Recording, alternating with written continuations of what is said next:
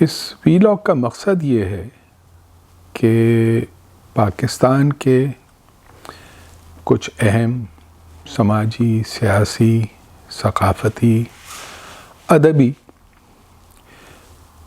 مسائل پر، اس کے مختلف پہلوؤں پر ایک سنجیدہ اور جس حد تک ممکن ہو سکے ہماری علم کی محدود صلاحیتوں کے ساتھ ایک علمی گفتگو کا سلسلہ شروع کر سکیں. ایک ایسا ڈائیلاگ جو اس ویلاگ کے ذریعے شروع کرنے کا ارادہ ہے. موضوعات بہت ہیں، مسائل بھی بہت ہیں،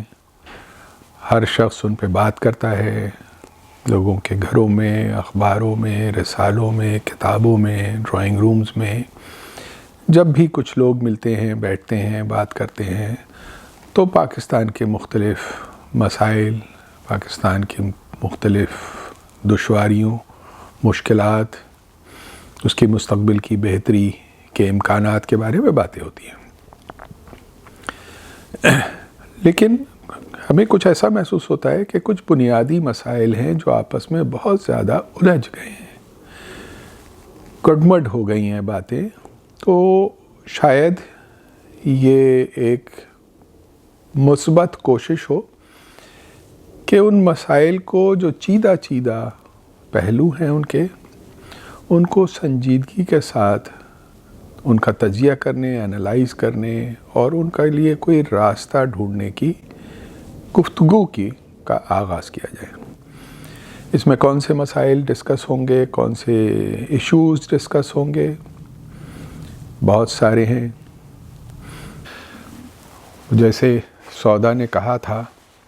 فکر معاش و عشق بتاں یاد رفتگاں، اس زندگی میں اب کوئی کیا کیا کرے. تو کرنے کو بہت ہے. ہم کچھ موضوعات کا جائزہ لینے کی کوشش کریں گے. مثال کے طور پہ نظریہ پاکستان، اس کا پس منظر، اس کے محرکات، اس میں مغالطے، اس میں الجھاوے، اس میں درپیش کٹھنائیاں، ان کا ذکر کرنے کی کوشش کریں گے. برصغیر ہندوستان میں مسلمانوں کی تحریک اور ان کی سیاسی شناخت کی سیاست کا آغاز کیسے ہوا، کیوں ہوا، ان میں کون سے محرکات تھے، کیونکہ ان موضوعات پر ہمارے ملک میں ایک تقریباً کبھی نہ ختم ہونے والی بحث کا سلسلہ جاری ہے. بہت شد و مت سے اپنی رائے کے اظہار کیے جاتے ہیں اور یقیناً ایک دوسرے کو یا تو کافر قرار دیا جاتا ہے یا ایک دوسرے کو بے انتہا رجعت پسند، قدامت پرست اور 1400 سال پہلے کے معاشرے میں لے جانے والا کہا جاتا ہے. اسی طرح سے اس سے متعلق بہت قریبی جڑا ہوا مسئلہ بنگلہ دیش کا بننا ہے، کیونکہ بہت سے لوگوں کا خیال ہے اور شاید کسی حد تک ان کی بات میں وزن بھی ہے، لیکن اس کے مختلف پہلوؤں کا جائزہ لیں گے کہ 1971 میں 2 قومی نظریہ خلیج بنگال میں ڈوب گیا.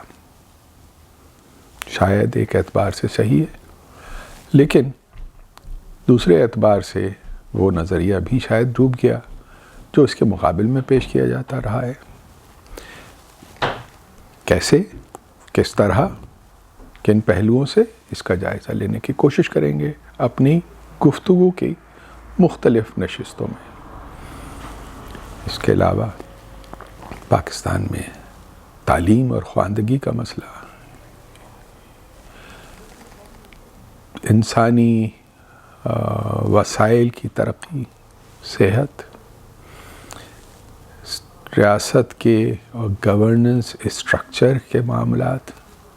صوبائی خود مختاری اور قوموں کی جد و جہد آزادی کے معاملات، بلوچستان، سندھ دیش، پختونستان، پنجاب دیش، اس طرح کے ایشوز آتے ہیں، سرائکی، ہزارہ دیش. تو ان موضوعات کا ایک ایسے شخص کے طور پر، ایک ایسے عام شخص کے طور پر جو اس ملک سے محبت کرتا ہے، اس ملک میں پیدا یا پلا بڑھا ہوا ہے، اس کی اولادیں، اس کے بچے اس ملک میں پلے بڑھے ہیں، اور وہ خواہش رکھتا ہے کہ اس کے بچے یا اس کے جیسے دوسرے لوگوں کے بچے ایک بہتر پاکستان میں مستقبل میں سانس لے سکیں. تو ان موضوعات پر کیا کیا چیزیں ڈسکس ہو سکتی ہیں؟ کچھ موضوعات کو ہم نے اپنی دانست میں مرتب کرنے کی کوشش کی ہے. بنگلہ دیش کے قیام کے اسباب، کچھ تلخ حقیقتیں جن کا سمجھنا آج بھی کیوں ضروری ہے، مذہب، ثقافت اور تہذیب کا قوموں کی سیاسی اور افراد کی سماجی زندگی میں کیا کردار ہے، اپنی تہذیبی جڑوں کی آبیاری کیوں ضروری ہے، وہ تہذیبی جڑیں کیا ہیں، ان کو کہاں تلاش کریں گے، کیا صحرائے عرب میں، کیا ایران کے دشت و چمن میں، کیا ہندوستان میں گنگا جمنا کی وادیوں میں، یا راوی سندھو دریا کے کنارے بسنے والی ثقافت میں، موہنجو-دڑو میں، کہاں ہماری ثقافتی تہذیبی جڑیں کہاں ہیں، اور کہاں سے ہمیں ان کی آبیاری کرنی چاہیے. پاکستان کے بہت سارے نوجوان جو پاکستان میں ایک انقلاب برپا کرنا چاہتے ہیں، چاہے وہ ماضی کا سوشلسٹ انقلاب ہو، چاہے وہ اسلامی عدل و انصاف اور ریاست مدینہ کو قائم کرنے کا انقلاب ہو، یا وہ انصاف پر مبنی معاشرہ قائم کرنے کا انقلاب ہو، ایک بڑی معاشرتی تبدیلیاں، ایک زمانہ خیز تبدیلیاں معاشروں میں کیسے آتی ہیں، کیسے ماضی میں آئی ہیں، آتی رہی ہیں، آج 21ویں صدی کی تیسری دہائی میں اور آئندہ آنے والی دنیا میں اس بارے میں کیا امکانات ہیں، کیا ممکنات ہیں، کیا راستہ اختیار کیا جا سکتا ہے کہ ہمارے ملک میں بنیادی سماجی، سیاسی اور معاشی تبدیلیاں آ سکیں جن پہ بھی اس ملک کے اکثریت اتفاق کرتی ہو. ان چیزوں کا جائزہ لینے کے ساتھ ہمیں یہ دیکھنا ہوگا کہ اتنے بہت سارے مسائل کے انبار میں وہ کون سے کلیدی، وہ کون سے بنیادی مسائل ہیں جن کے حل کیے بغیر پہلی مرحلے میں ہم قدم آگے شاید نہ بڑھا سکیں. بہت سارے مسائل میں ہمیشہ کچھ کلیدی مسائل ہوتے ہیں، کی ایشوز ہوتے ہیں، جن کو ایڈریس کیے بغیر، جن کو